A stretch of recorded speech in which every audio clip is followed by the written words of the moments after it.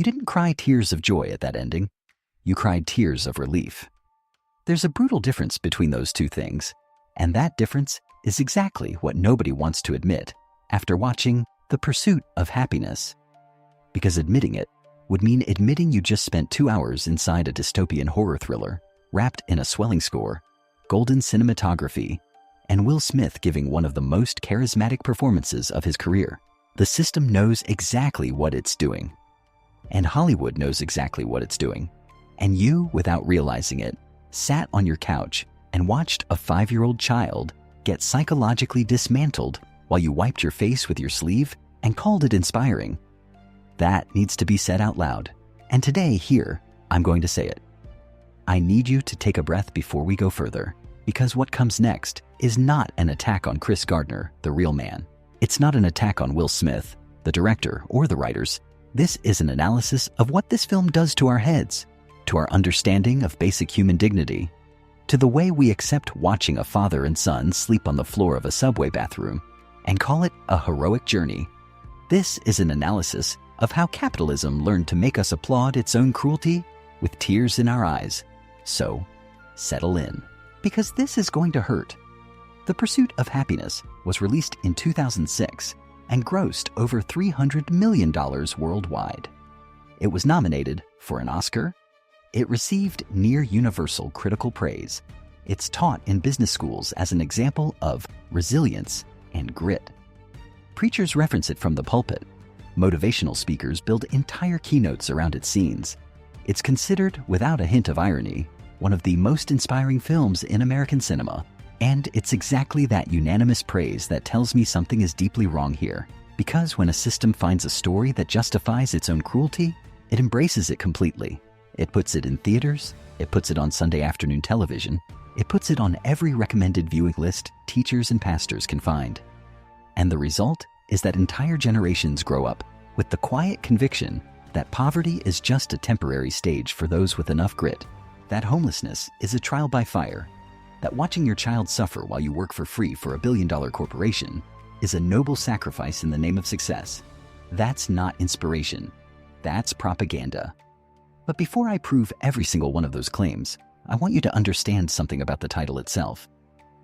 The Pursuit of Happyness, spelled with a Y instead of an I, a reference to a scene where Chris notices the word misspelled on a daycare wall. And that misspelling is not a minor detail. It's the emotional core of the film. The idea that happiness is something you chase, something you run after, something that demands effort, sweat, sacrifice, giving up everything you love along the way. The Declaration of Independence talks about the right to pursue happiness, not happiness itself. And the film turns that pursuit into a virtue. But what if that's not the only way to exist? What if happiness didn't have to be chased down like prey on the run? Those are questions the film never asks. And it doesn't ask them, because if it did, the whole structure would collapse. Let's go back to the beginning. Chris Gardner is a door-to-door salesman living in San Francisco in the early 80s. He's bought a batch of bone density scanners, portable medical devices, hoping to sell them to clinics and hospitals. The problem is, these machines cost twice as much as a standard X-ray and produce images only marginally better. No hospital is desperate for them. Chris is trying to sell something the market doesn't want with money. He doesn't have to clients who aren't convinced. That's the starting point. And right here, before the drama even really begins, the film makes a revealing narrative choice. It frames Chris's financial situation in a way that puts a share of the blame on him. He made a bad investment. He bet on the wrong product. And that reading is convenient. It's convenient because it deflects attention away from the economic structure that makes it nearly impossible for a black man without a college degree, raised through a broken foster care system, to build any kind of financial stability without access to credit, without a safety net, without generational wealth behind him. But the film doesn't go there. The film wants you to believe Chris simply made a poor choice, and now he just has to work hard enough to fix it. Then his wife leaves, and Chris is alone with their 5-year-old son, Christopher Jr., and the spiral begins. They get evicted from their apartment. Chris keeps trying to sell the scanners while carrying one strapped over his shoulder and holding his son's hand with the other. They run out of bus fare.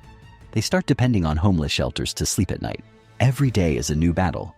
Every hour has a deadline. Every dollar counts and never adds up to enough.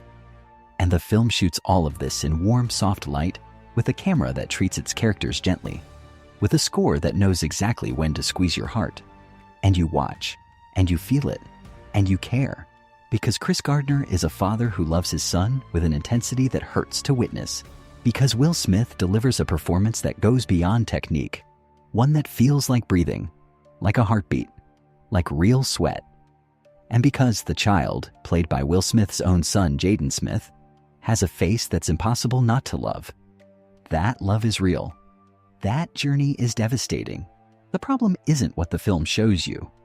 The problem is what it hides while it's showing you. And the biggest thing this film hides is the internship, the unpaid internship at Dean Witter. Let's talk about that now. Slowly. With all the attention this deserves, Chris Gardner gets an interview for an internship program at one of the largest investment brokerages in the country. 20 spots, 6 months of training. At the end, exactly one person out of those 20 candidates gets hired as a full stockbroker with a salary. The other 19 get cut loose. And during those 6 months, nobody gets paid. No salary, no benefits, no compensation of any kind. Read that again. A billion-dollar corporation offers adults with kids' bills, rent, and real responsibilities the chance to work for free for 6 months on the hope that maybe, just maybe, they'll get hired at the end. And the film presents this as if it were a gift, as if Chris should be grateful for the opportunity, as if agreeing to work for free for a company that makes billions in profit is some kind of privilege. I need you to pause here with me for a second and think about what we're actually describing. When a company demands unpaid labor from adults who need to support families, that has a name in human history. History has recorded that practice under different forms across the centuries. And in all of them, the principle is the same. Human labor extracted without equivalent compensation, justified by some promised future reward that's never guaranteed. In the modern corporate context, it's called an internship, a training program, an opportunity. And it's accepted without question. It's even applauded. The Dean Witter internship isn't an opportunity. It's a survival filter. It's a mechanism that guarantees only the most desperate people, the ones who don't have the luxury of saying no, will submit themselves to months of unpaid labor. People with support systems, with savings, with stable, comfortable families, don't need that internship. They have other doors open to them. The unpaid internship is, at its core, a mechanism that selects the most vulnerable people and puts them in competition with each other for the right to work for free for a company that never needed them to be desperate in the first place. And the film makes it look beautiful. You know what happens to the 19 who don't get chosen? The film doesn't say. They show up in training scenes, some with more screen time than others, and then they just disappear. They probably went back to whatever poverty they came from, because 6 unpaid months in one of the most expensive cities in the country doesn't leave much room for survival. But the film has no interest in them. The film only has interest in the hero, and by focusing on the hero, by making us root for Chris so intensely, it renders the slaughter of the other 19 invisible. That's the cruelest trick in the meritocracy narrative. It needs a winner to function. It needs a face, a story, someone who proves it's possible. And by proving it's possible, it silences the more important question. Why should it have to be this hard in the first place? Before we keep going, if this kind of analysis is landing with you, hit subscribe on Fractured Plot right now and drop a like on this video. It genuinely helps the channel keep making this kind of work. Now let's keep going, because so far I've talked about the internship, but I need to talk about the child. I need to talk about Christopher Jr. The film has a moment burned into the memory of everyone who's seen it. Chris and his son are in a subway bathroom in San Francisco. Night has fallen. They have nowhere to sleep. The shelter has already closed its intake for the evening, so Chris does the only thing he can do.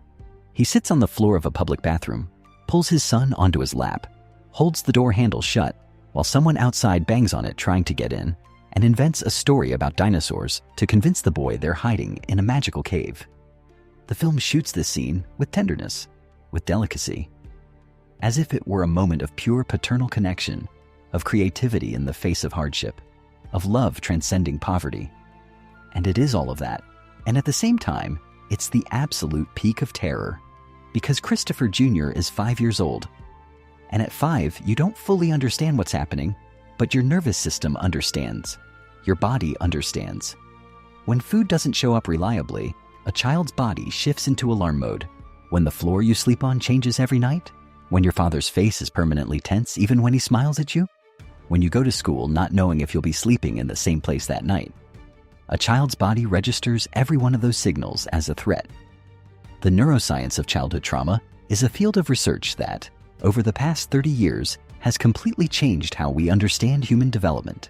Toxic stress, the kind that's persistent, unpredictable, and entirely outside a child's control, isn't just a bad experience that becomes a sad memory.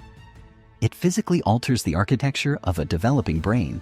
It chronically elevates cortisol levels, the stress hormone, and that prolonged exposure directly affects the development of the hippocampus, the region tied to memory and learning, and the prefrontal cortex, the region responsible for decision-making, emotional regulation, and impulse control. In other words, what little Christopher lived through during those months didn't simply disappear once Chris got the job.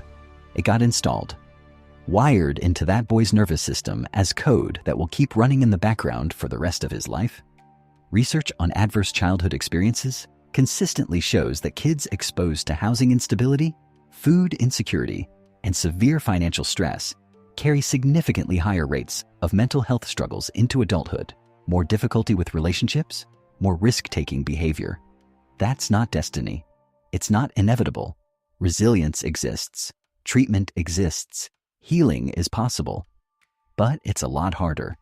And the same society that denied Chris and Christopher basic shelter is the same one that, decades later, may well deny the adult Christopher accessible mental health care to process what he carried as a child. The film doesn't talk about any of that. It takes this bathroom scene, which should function as a direct indictment of an entire social structure, and turns it into poetry. And in poeticizing it, it strips away the political weight and turns it into pure proof of paternal love. But paternal love isn't the problem here. Chris Gardner loves his son with a force no viewer ever questions. The problem is that a father's love shouldn't have to be tested by a society's failure to provide basic housing for its citizens. A father's love shouldn't have to compensate with imagination and tenderness for a hole left by a social safety net that simply doesn't exist. That dinosaur cave scene is not poetry. It's a child being protected by fiction because reality is too dangerous to be spoken in his own language. And the most disturbing part is that the film knows this. The writers know exactly what they're doing when they film Chris's face in that bathroom, clenching the door handle with his jaw set, eyes glassy, voice steady for his son while his whole body shakes underneath. They know they're capturing desperation, but they chose to frame that desperation as courage, and that framing choice changes everything. Because courage is what you demand from someone when the system fails, and you have no intention of fixing the system. If Chris is courageous, then it's his fault when he fails, and it's his merit when he succeeds, and the system stays intact, neutral, invisible. There's a body of research in psychology that looks at parentification, the process where children of parents in crisis unconsciously take on emotional responsibilities that should never be theirs. Kids who grow up feeling like they have to be brave for their parent, who can't show fear because it would add to the weight the parent already carries, who learn to suppress their own emotional needs so they don't burden the adult.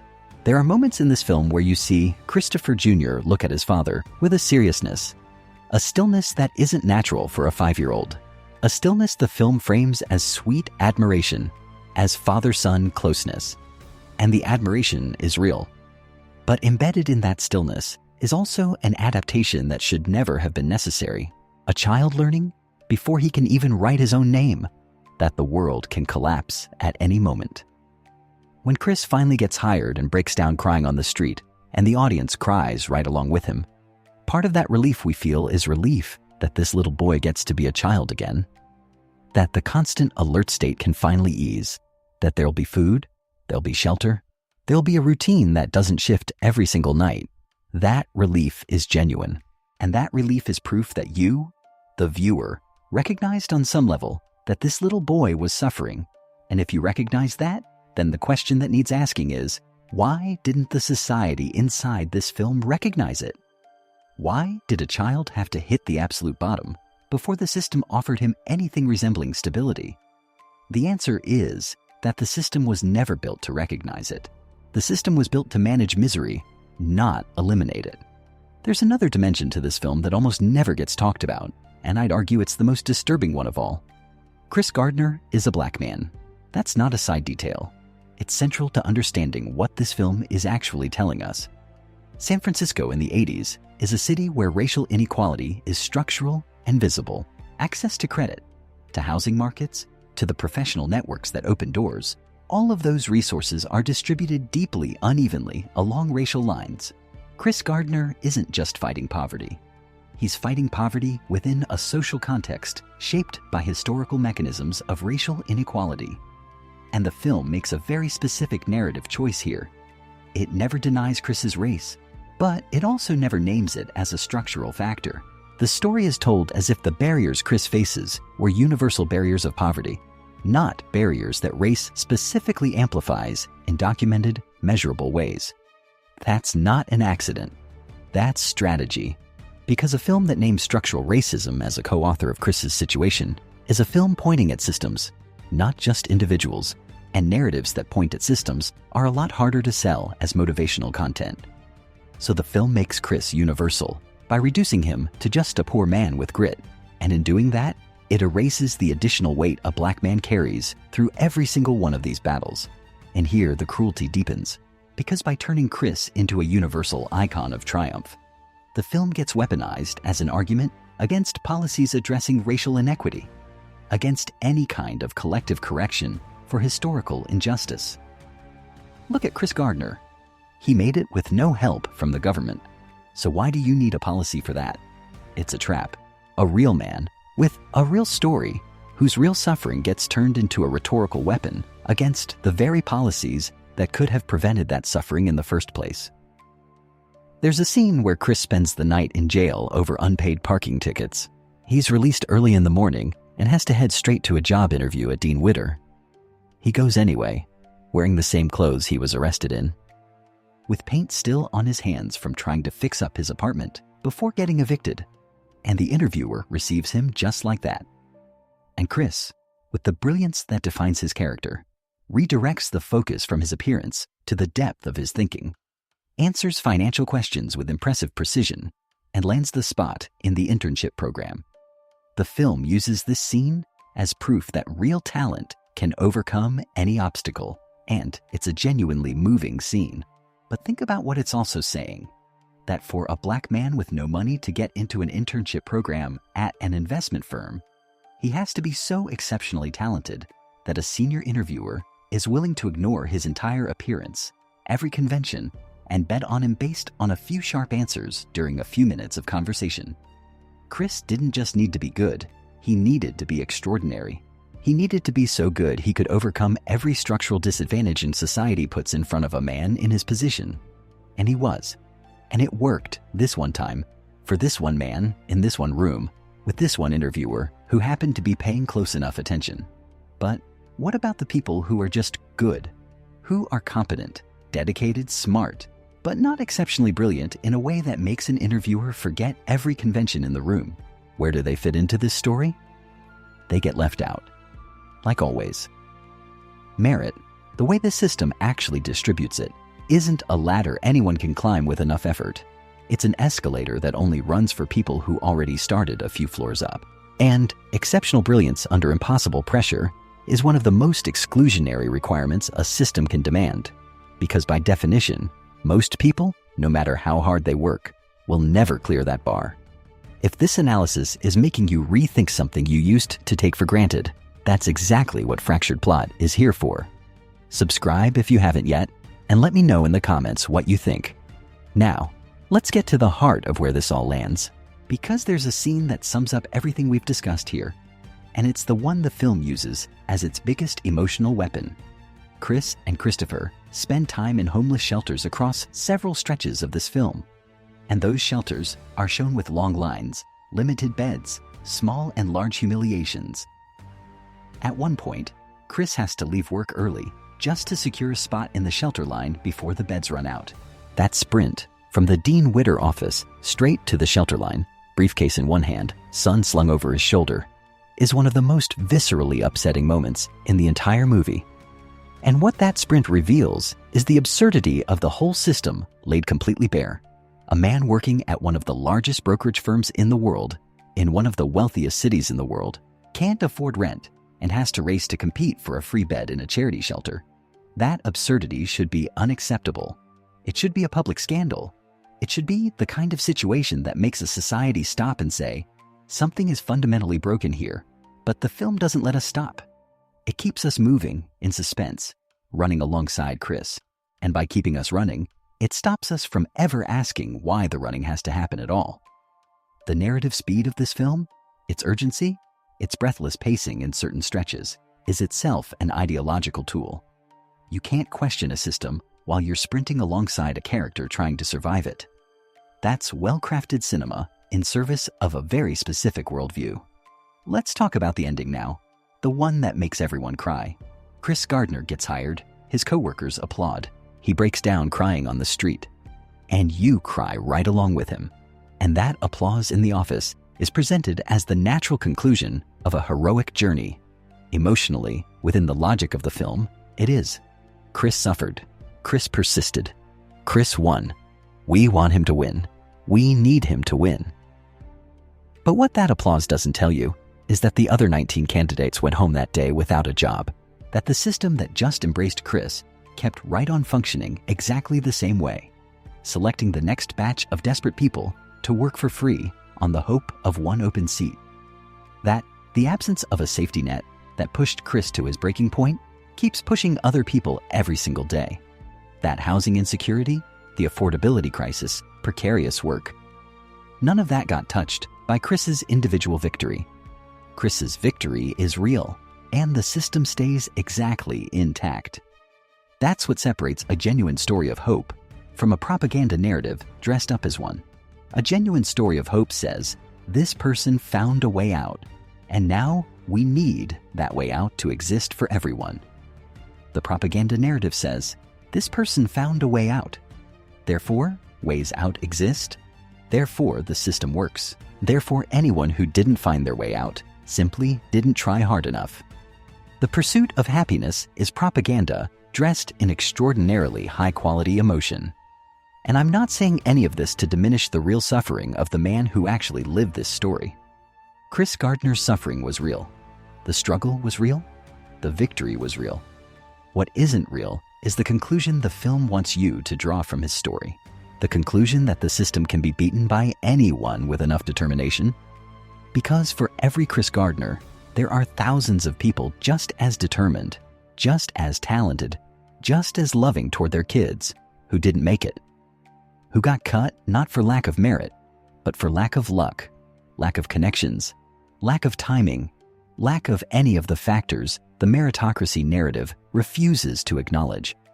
And those people don't show up in this movie. They never do. Because if they did, the whole narrative would collapse.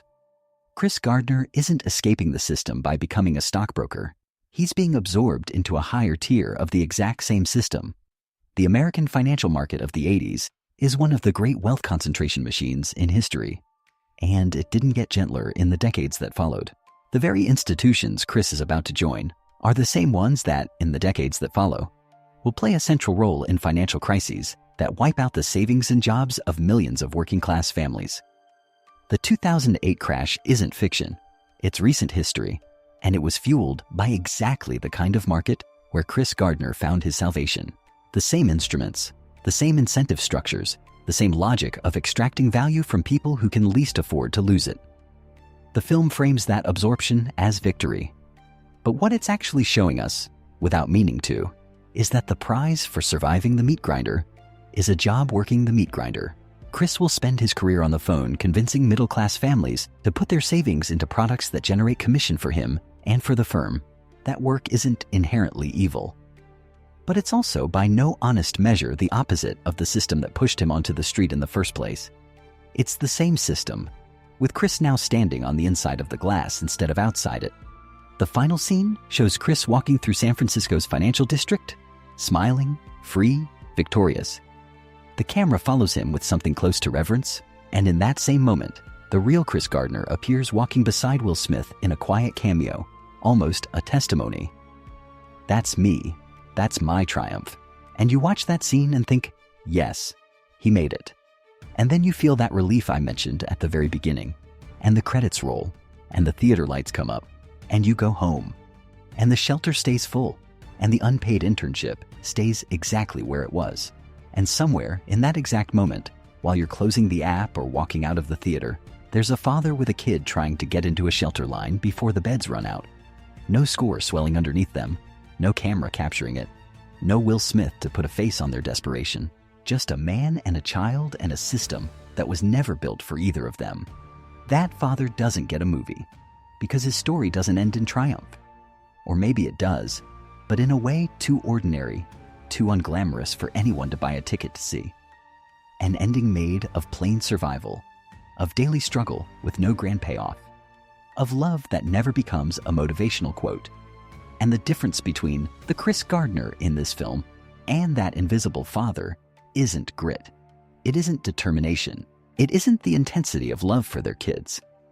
The difference is a set of variables the meritocracy narrative lumps together as luck, but which in reality have names, have histories, have causes, and have political solutions. That's the truth this film, with its golden light, its perfect score, and Will Smith's devastating performance, works overtime to keep us from ever putting into words, not because the film is malicious, but because the system that financed it has every interest in making sure that truth never gets spoken. And we, the audience, get to choose whether we receive this passively or watch it with our eyes open. Whether we cry at the ending without ever asking why there was a reason to cry, or whether we walk away from this film with a question that won't go quiet. Why, in 2006, in the wealthiest nation in human history, did a father and his son have to sleep on the floor of a subway bathroom? And then don't stop at the question. Go all the way to the answer. The answer isn't that Chris Gardner lacked grit. He had plenty of it. The answer isn't that the system was somehow broken that particular year in that particular place. The answer is that the system is functioning exactly as it was designed to function, managing inequality without eliminating it, producing just enough success stories to keep the meritocracy myth alive, selecting, out of the many desperate people, the few exceptional ones it can absorb, and using them as proof that the door is open for everyone. The door is not open for everyone. And this film, without meaning to, shows us that more clearly than any political speech ever could, because it shows us the cost of walking through that door. It shows us the price paid in dignity, in mental health, in stolen childhood, in lost sleep on the floor of a public bathroom. And then it asks us to applaud. And we applaud. And the cycle continues. If you've made it this far into this analysis, that says something about who you are. It says you're not afraid to question something you were taught to admire. It says you understand that thinking critically about a movie doesn't mean hating it. It means respecting your own intelligence enough not to consume stories passively. The Pursuit of Happyness is an extraordinarily well-made film about a real and devastating human experience. It's also, at the exact same time, one of the most effective pieces of late capitalist propaganda Hollywood has ever produced. Both of those things are true at once. The greatness of the film and the cruelty of the message it carries don't cancel each other out. They coexist. And recognizing that is what separates us from passive viewers of stories that quietly shape how we understand what's fair, what's possible, and who deserves what in this world. That subway bathroom was not a poetic moment. It was a crime committed by a society against a child. That unpaid internship was not an opportunity. It was corporate exploitation dressed up as hope. That happy ending was not a victory for the system. It was the victory of one man in spite of the system, while that same system kept right on grinding up everyone else around him. And the film that tells this story is not inspiration, it's a mirror. And what you decide to do with what you see in that mirror, that part is entirely up to you.